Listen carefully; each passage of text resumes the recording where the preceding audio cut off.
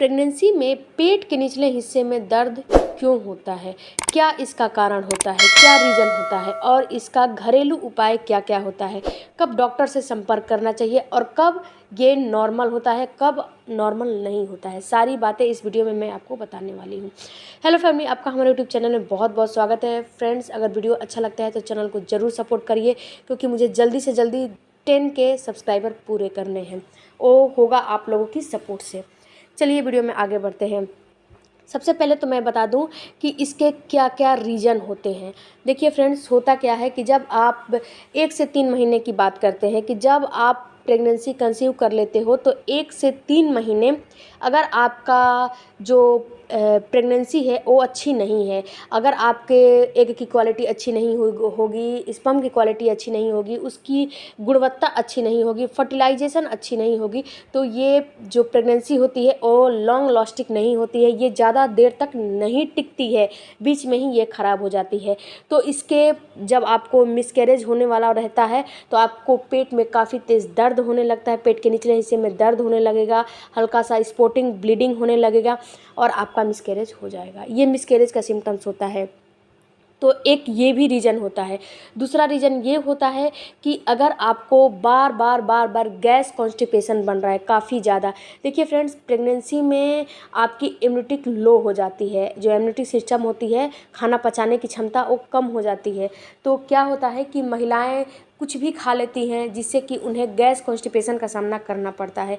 इसीलिए आप जो भी खाएं देख के खाएं कि उससे गैस आपको अगर बन रहा है, कॉन्स्टिपेशन हो रहे हैं, तो उस चीज़ को अवॉइड करें। इसके लिए आपको डॉक्टर सबसे पहले एक गैस की दवा भी देते हैं। अगर आपको गैस कॉन्स्टिपेशन हो रहे हैं तो गैस की दवा हम लोग की ओर से प्रोवाइड किया जाता है आपको, जो कि बासी मतलब यानी कि खाली पेट उसको खाया जाता है, सुबह सुबह ही खाया जाता है। इसके बाद एक ये गैस और कॉन्स्टिपेशन का रीज़न होता है। तीसरा रीज़न होता है कि अगर आप काफ़ी ज़्यादा देर तक खड़े होकर काम करती हैं, ज़्यादा देर तक बैठ के काम करती हैं, तो भी आपको गैस कॉन्स्टिपेशन हो सकता है और आपको पेट के निचले हिस्से में दर्द हो जाएगा। अगर आप ज़्यादा देर तक खड़े होकर काम करेंगी, बैठ के काम करेंगी, तो ग्रेविटी के कारण जो आपका शिशु अंदर है उसके ग्रेविटी के कारण आपको पेट में दर्द होने लगेगा, पेल्विस एरिया में दर्द होने लगेगा, क्योंकि ऊपर का प्रेशर नीचे पड़ने लगता है, तो दर्द आपको स्वाभाविक है। तो फ्रेंड्स, प्रेगनेंसी में नॉर्मल दर्द तो स्वाभाविक है, लेकिन यहीं पे आपको पेट में काफ़ी पेन हो रहा है, काफ़ी तेज़ पेन हो रहा है, असहनीय पेन हो रहा है, अब इसको आप बर्दाश्त नहीं कर सकती, तो आप तुरंत अपने डॉक्टर से कंसल्टेशन करिए। हो सकता है कि आने वाले खतरे की घंटी हो। इसके अलावा फ्रेंड्स, एक और रीज़न होता है कि अगर आपको बार बार प्रेगनेंसी में इन्फेक्शन हो रहा है, प्राइवेट पार्ट में बार बार रिपीटेड इन्फेक्शन हो रहे हैं, तो भी आपको पेट में दर्द, पेल्विस एरिया में दर्द होने लगेगा, खुजली होने लगेगा, चुभन होने लगेगा। तो ये भी एक रीज़न होता है। इस पर भी मैंने वीडियो बनाया है, उसे भी जाके आप चेकआउट कर लीजिएगा कि अगर आपको बार बार रिपीटेड इन्फेक्शन हो रहा है तो उसके क्या क्या घरेलू इलाज हैं। अगर आप बाई चांस कभी भी हैवी काम कर लेती हैं, हैवी सामान उठा लेती हैं, हैवी कपड़ा वॉश कर देती हैं, तो भी आपके पेट के निचले हिस्से में दर्द होने लगेगा, क्योंकि अगर आप हैवी काम करती हैं तो सारा भार आपके पेट के ऊपर ही पड़ता है और इस समय आपकी बॉडी सिंगल नहीं, आपकी बॉडी डबल है, तो इस चीज़ को भी आपको ख्याल करना चाहिए।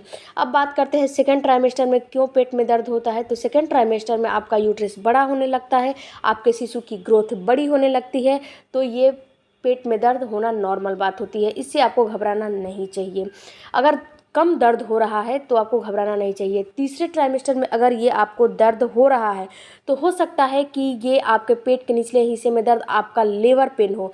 इस पे भी मैंने वीडियो बनाया है, उसे भी आप जाकर चेकआउट करिए। लेबर पेन के सिम्टम्स और फॉल्स लेबर पेन के सिम्टम्स क्या होते हैं। इतने रीजन से आपको पेट के निचले हिस्से में दर्द होने लगेगा। अब जानते हैं इसका घरेलू उपाय क्या है। फ्रेंड्स, सबसे पहले तो मैं आपको ये बताऊं कि जिस चीज़ से आपको ऐसा महसूस हो कि आपको गैस कॉन्स्टिपेशन बन रहे हैं, कोई भी फूड हो, कोई भी फूड आइटम हो, उसको आप खा रही हैं तो उससे आपको गैस की समस्या हो रही है, उस फूड आइटम को आपको बिल्कुल अवॉइड करना चाहिए।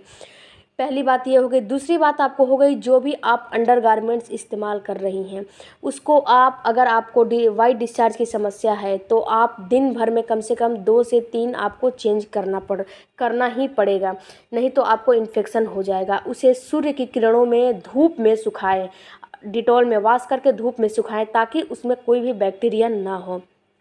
तीसरा कि अगर आप कुकिंग कर रही हैं, कपड़े वॉश कर रही हैं, कोई भी काम कर रही हैं तो काफ़ी ज़्यादा देर तक ना तो खड़े होकर काम करें ना तो बैठ के काम करें। इससे क्या होता है कि अगर आप ज़्यादा देर तक खड़े होकर काम कर रही हैं तो थोड़ी देर बीच में रेस्ट कर लें। रोटियां बना रही हैं, थोड़ी देर बंद करके गैस को और बीच में रेस्ट कर लें, इसके बाद तो जाइए फिर से बनाइए, कोई दिक्कत नहीं है इसकी, क्योंकि शिशु का भार जब खड़ी रहती हैं तो सारा भार नीचे ही पड़ता है।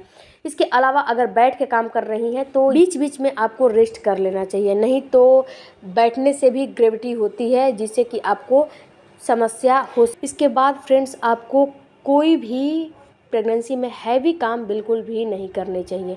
कोई भी हैवी चीज़ है उसको आप सोचेंगे कि अरे इसको उठाएंगे नहीं, खिसका के कर ले, तो भी आपके पेट के ऊपर प्रेशर पड़ता है। तो आपको कोई भी हैवी सामान ना तो इधर से उधर खिसकाना है, ना तो उठाना है, और ना ही तो हैवी काम करने हैं। कोई भी हैवी काम हो गया, A to Z कोई भी हो गया, यही नहीं कि कपड़ा धुले, बकेट भर पानी कपड़ा लिए और ऊपर छत पे चले गए, सीढ़ियों से चले गए छत पे फैलाने के लिए, सुखाने के लिए, तो ये काम नहीं करने चाहिए क्योंकि सीधा आपके पेट पे ये सब दबाव डालते हैं। अगर सीढ़ियों पे चढ़ उतर रही हैं तो बहुत स्लोली चढ़िए और स्लोली उतरिए, नहीं तो आपको परेशानी हो सकती है। आपके पेट के निचले हिस्से में दबाव पड़ेगा तो आपको दर्द होना स्वाभाविक है। इसके बाद फ्रेंड्स देखिए, प्रेगनेंसी में छोटे मोटे दर्द आम बात होते हैं, और ये जो पेल्विस पेन है, पेट के निचले हिस्से में दर्द है, ये आम बात होते हैं। लेकिन अगर आपको काफ़ी पेन हो रहे हैं, असहनीय पेन हो रहे हैं, अगर आप बर्दाश्त नहीं कर पा रही हैं तो आपको अपने डॉक्टर से तुरंत कंसल्टेशन करना चाहिए कि आखिर इतना पेन क्यों हो रहा है। इसके अलावा अपने डाइट में थोड़ा सा विटामिन सी युक्त चीज़ों का इस्तेमाल करिए, हल्की सी हरी साग सब्जियों का इस्तेमाल करिए, ताकि आपको आपका खाना जो है, जो फूड आइटम खा रहे हैं उसको पचने में काफ़ी हेल्प मिलता है। विटामिन सी अगर खट्टी चीज़ें लेती हैं, आप 1 कटोरी दही का भी इस्तेमाल कर सकती हैं। इस समय विंटर का सीज़न आ गया, जब सर्दी जुकाम नहीं हो रहा है तो घर की जमाई हुई आप 1 कटोरी दही भी डेली अपने डाइट में शामिल करें, और अपने डाइट में जो है protein, vitamin C, vitamin D, इसके अलावा पूरी, साबुत अनाज, इन सारे चीज़ों को इंक्लूड करें ताकि आपके शिशु का भी वज़न बढ़े, आपका भी वज़न बढ़े, और जो भी आपको इम्यूनिटी हो वो अच्छे से मिलता रहे, विटामिन अच्छे से मिलती रहे और आपके शिशु को भी मिलते रहे। इसके बाद फ्रेंड्स, अगर आपका जो है यूरिन थोड़ा सा गाढ़ा पीला आ रहा है तो आपको पानी भरपूर मात्रा में पीना है। विंटर के सीज़न में महिलाएं पानी नहीं पीती हैं, जो कि बहुत बड़ी गलती करती हैं, तो आपको भरपूर मात्रा में 10 से 12 गिलास पानी पीना ही चाहिए।